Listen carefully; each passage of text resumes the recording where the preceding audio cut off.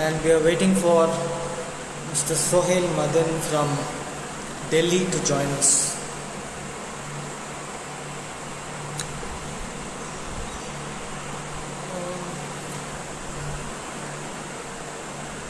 Yeah, Sohail, I can see you. I have accepted your request, so you can join us.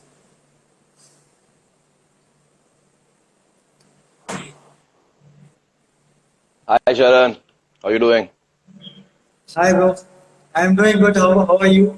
How's everything I'm going I'm there? I'm great, just stuck in the house, staying safe and staying home. So I How think about this is you? the first time that we are seeing each other, Yes, though it's we great to have. meet you. Oh, Great to meet you finally. Yeah. great to meet you too. One sec. Yeah. Seems appropriate in these times to meet on Insta. Which one? I said it seems appropriate to meet on Insta at these times. Sorry, I can't hear you. I One said sec. it's appropriate that we are meeting on Instagram in these times. Yeah, true, true, true. Hopefully And one day we can meet face to face. yeah, sure. One fine day for sure. Yeah, So I'm audible so now, right? yeah, you're audible. Sure. So my internet is on from morning. So off late there's been some flickering happening around. So Yeah, yeah. you just move on forward. So before we start this session, let me introduce you. Sohail Madan is an ecologist and a I mean project manager at BNHS, who heads the Conservation Education Center in Delhi, and he is also actively involved in numerous initiatives by the Delhi government to create various green zones in the city. And one of his significant contributions to nature is building Butterfly Park at Asolabati Wildlife Sanctuary in New Delhi. That's a short and sweet, introduction about you. Thank So, you. so yeah. So we will get started. We'll get started with the usual question and answer which I've been asking everyone else as Absolutely. well. So yeah. So the first question is, how did you start butterflying? When was it? Uh, See, as a kid, I was always interested in insects around me, and butterflies, always attract a kid's attention. So I've been looking at butterflies for a very, very long time. But the actual empathy, or trying to understand the behavior, or just the wonder of looking at butterflies, started in about 2013, when I was lucky enough to put up a installation art in the Indo-Bangladesh border at Meghalaya. And that was the first time. It was going from Khasi Hills to the plains of Bangladesh, was where I saw a lot of butterflies, and that was the first time I something clicked, and it's been a love affair since then. So the next question is, what is your best favorite butterfly and fond memory with it? Oh, it's hard to choose, but I would say Paris peacock, because at that trip, that's what I saw, a Paris peacock for the first time, and I was able to get very, very close to it. And yeah, that's how I got into it. So as a one butterfly to choose, it would be Paris peacock that I have Okay. seen. Okay. So the next question is, who was your biggest inspiration in butterflying, in Indian butterflying, of course? I would say my mother and my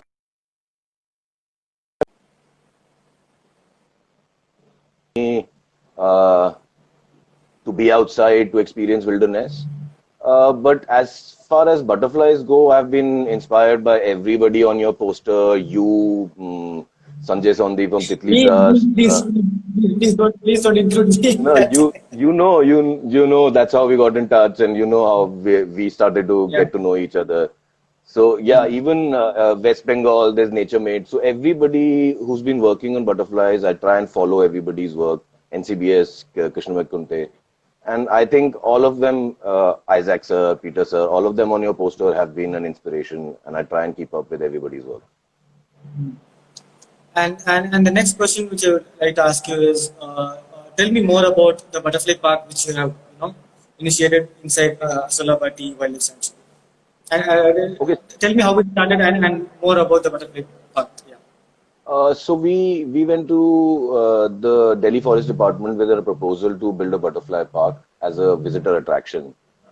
And we started out real small and then decided to expand into a 3-acre area as we gained expertise.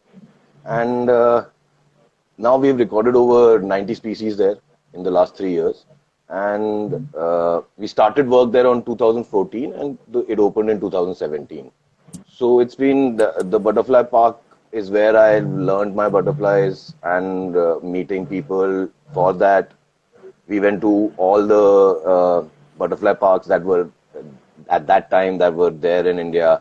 We met almost everybody we could meet, who was working with butterflies. And I've been lucky that I think that's the best thing about people who work with butterflies. They're always helpful, and I've been lucky to have all the help. And yeah, that's how I started, and it's been quite a journey. Yeah. So being a product manager, being the project manager at BNHS and also for the CEC Delhi, walk us through all the the education and outreach programs you have been doing till date, and also for other butterfly enthusiasts. So, Conservation Education Center at Delhi. We are based at a mining site, as in it was a mining site in the till the 1990s, and it was then turned into protected and turned into a wildlife sanctuary called Asola Bhati. And our work there entails three things. First, we try and help with the rewilding that's happening there, turning into a Aravali native forest. Second, we try and run education programs based on urban wildlife. Urban wildlife is our mainstay. And third, we try and document all the biodiversity in Asola Bhati as well as around Delhi. So our programs are based on birds, dragonflies, of course, butterflies is a big part of our programming. We have started, now it's been 3 years, we started a festival called Delhi Butterfly Month. And we dedicate every September. I was happy to be part of that too. Yes, you submitted a list from Bilwai, yeah. I was very happy that it could go beyond Delhi. Yeah, but basically it's a month of celebration of programs. We try and get to as many people as we can, the resources permitting, and try and introduce people, try and make people responsible for their own backyards. What I think should be done or could be done is we start teaching people about butterflies they see around them, so they can recognize them. Then they can start doing habitat modifications wherever they are to help the species richness and abundance of butterflies. And thirdly, record and share all that data, because that has become a big part of how citizen science is going to be done in the future. So we try and catch kids. The younger they are, the better they are. They're much more technology savvy, and better than me. I had to ask you to how do I do this Insta live. So. So the next question is, what are your future plans for for butterfly education or anything related to butterflies? What are your future plans? So we're trying to get a ebook out on butterfly gardening with specific host plants that could be made available freely to everybody. And secondly, we're coming out with an online course with some sort of a field component. We'll see how it goes with the lockdown. And third, like I have discussed with you last year, that we would want the butterfly month to go national, and we could have this data being collected by amateurs and professionals, at least for a month in every year, and make it a habit to do it 12 months. Yeah. So that's our future for. I think that though this year it's not possible, I think we'll try to catch up at least one amateur from each state of India, and then we'll make them. We shouldn't ask them. We should make them participate in the butterfly month. Or whatever. you'll be surprised that I don't have. Did I make you? No, you just ask them and they're ready. Yeah. I love that about Yeah. the butterfly community, that everybody is ready to help, and even people who don't know butterflies are so easily they fall in love with butterflies that it makes my job really, really easy. Yeah. And the next question is, which is that one place in India you have always wanted to visit, but it's still pending, and why? Tell me that one particular place. I'll show you. Eagle I, Nest for Eagle. Okay. Eagle Nest Okay. for Bhutan Glory. Yeah. Uh, the season for it coincides with the butterfly month. So every year we kind of miss out. Last year I did go into a lot of planning, but eventually I couldn't. It's hard to, once you're putting up a festival for a month, it's hard to get out right before it. So maybe this year I'm hoping some good news comes through, and August, September, I'm off to Arunachal. Yeah, so we spoke about a lot about butterflies and all, and you answered a lot of questions. So before going to the next question, I would like to ask you, what's the first ever butterfly you sighted? I'm not going to ask you what's the first butterfly you photographed. I'm just going to ask you, do you remember your first ever butterfly you sighted? Not many remember, but yeah. Yeah, I actually know. As a kid, it must have been a tiger butterfly, striped or a plain tiger. But Yeah. I'll tell you, lemon pansy was my first photograph that I must have shot pierrots and gulls and immigrants before that, but nothing good. So first good photograph that I had in my camera was a lemon pansy. I looked at it and said, yeah, maybe I can do this. I think a lot of us we have our first butterfly sighted or photograph as lemon pansy. Yeah, even Yeah. my first photograph butterfly was a lemon pansy.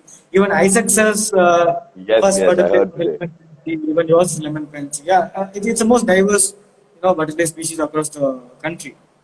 Yeah, and it likes the Um, sun. It's yeah, abundant and it likes the sun and gives you good yeah, shots. yeah. And the next, we have come to the end. Maybe the last set of questions I would like to ask is, what do you suggest a newcomer? He or she may be a school student or college student, and what do you suggest him or her as when they ask you to take this butterflying as a serious hobby? And also, what are your suggestions for amateurs, like how they can help in conserving butterflies? For the first part, how students can, make it a serious hobby is, I would say, becoming a part of a community. Firstly, understanding, getting all the resources that are available, going through them, looking in your backyards, starting from there. And then, most organizations need help, be it volunteer help, be it, data entry, lots of help. So you can start out with some organization internship or summer internship or something like that, and then see how you want to go about, creating a career out of it. Uh, for the people who are just getting into butterflies and they would like to do something for it, volunteering is one good thing. Like I said, my thing is really simple. You start looking at butterflies around you, record them, try and find out which host plants support them, and Yeah, definitely. plant natives and do these habitat modifications for these host plants to increase the number of butterflies. And then you record and share. It's very, very important to record and share. I think it it helps small kids also if they start recording the life cycle of a butterfly. Just to say, you bring home a caterpillar and in proper fashion, of course. But and you record its life stages, all the instars, and how much time it takes. It starts that scientific bend of mind. I remember my uncle used to tell me to.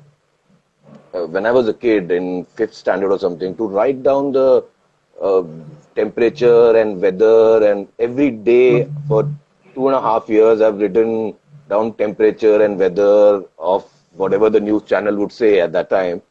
And, I think it's helped me develop a scientific bent of mind. Small habits like that go on to make a big difference, when you grow up. Uh, and regarding the last question which I thought of asking you is, tell us about the butterflies of Delhi. It's one of the hottest cities in our country, and Yeah. yeah, just go on. So, when you think of Delhi, you think of pollution, right?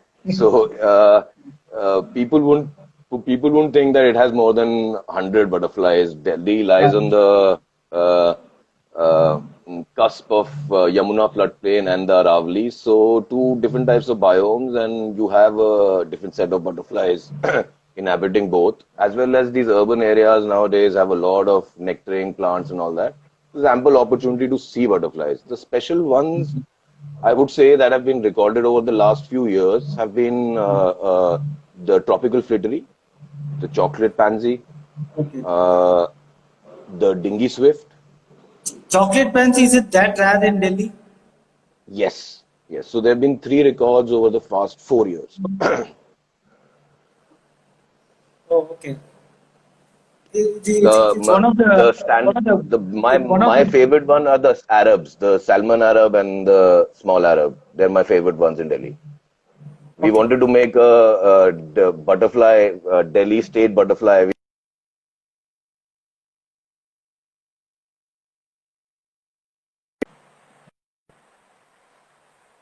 Maybe we can do a poll now. Everybody is home. I think I have lost you. Can you hear me? I can hear you. I got a call, so it got I was cut. saying, I think my let me repeat myself. I was saying that we are trying to make a state butterfly for Delhi, but we haven't been able to come at a consensus for all people, all butterfly state people butterfly. here. I think plane taker has been declared, or No, no, no. We're still working on it. okay. No, no. Yeah. Whatever I have heard was plane taker is going to be the state butterfly for Delhi. I think is it Yeah. Delhi or Gujarat? The, I think it's Gujarat. the, Okay, okay, the, whatever. Okay. Yeah, we fine. haven't gone, we haven't got a consensus. So we are just waiting if we can somehow figure out what everybody likes and then go for it. Maybe get a better push. Okay. But yeah, it's a Uh, symbolic gesture. It just create more eyeballs for butterflies, and that's basically I keep looking out for opportunities like that to create, more eyeballs for butterflies. okay. So I think I am done with my part of question and answering. I think we'll go through some of the questions which people have posted, if there are any. Someone called Anchor Wish has texted, "Hello Sohail sir, Wish this side from Mumbai. We met you at BNHS Delhi during fellowship program." Hi. And Supraja has texted, "Why chocolate pansy is rare in Delhi? Any particular reason?" Uh, See, chocolate pansy is usually found near high humidity areas. So, at some point of time, Delhi used to have these periodic showers, making the weather not too dry. But since the last 2 decades, I guess that has stopped. We see that coming back in the lockdown now. Every few days, Delhi has a thunderstorm or a shower. So the temperature is fantastic in Delhi right now. So I think if things change, we would see them more. But as at this point in time, there's not much record of butterflies. They're seen in post monsoon time. Whenever they've Okay. been recorded, it's been September or August. So I think it's just the moisture in the air. They don't have such wet places to. We don't have such wet places to have So them. why it is shocking for us, for people in Tamil Nadu, when you said chocolate pansy is one of the rarest in Delhi, is that chocolate pansy is the worst ever butterfly we have cited, and it's there in plenty in southern states. It's there in, Yeah, yeah. you can see that all over the place. It's like a it's kind of like a pest for us. Yeah, So, here it's so, a so rare sighting. yeah. So that's why it was shocking to see you tell chocolate fancy is one of the rarest butterfly in Delhi. It's nice to hear that actually. I We wouldn't say it's thought the chocolate fancy is rarest one of the butterfly. It's a butterfly. I wouldn't say it's the rarest butterfly. I would say that it's a butterfly that, yeah like the yeah yeah rarest would yeah be Raja. Like yeah. somebody recorded it in the 1980s and hasn't been recorded. So there are lots like that which are completely disappeared, but there are in the records. But something that keeps coming out, and we tell people that they should keep a lookout for tropical flittery and even Baron. Baron is quite common everywhere else, but in Delhi is the records are not there. Not many records are there.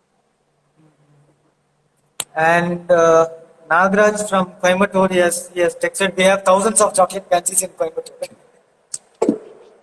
See, that's a good thing. Of all the places, I would like to visit the southern states, Tamil Nadu, Kerala. I've done some, but Karnataka, south of Maharashtra, western and eastern Ghats is something that is missing from my uh, You, collection. you are So you are most welcome to visit Tamil Nadu. You are most welcome. There are lot of places to visit, and yeah, you can see plenty of butterflies here.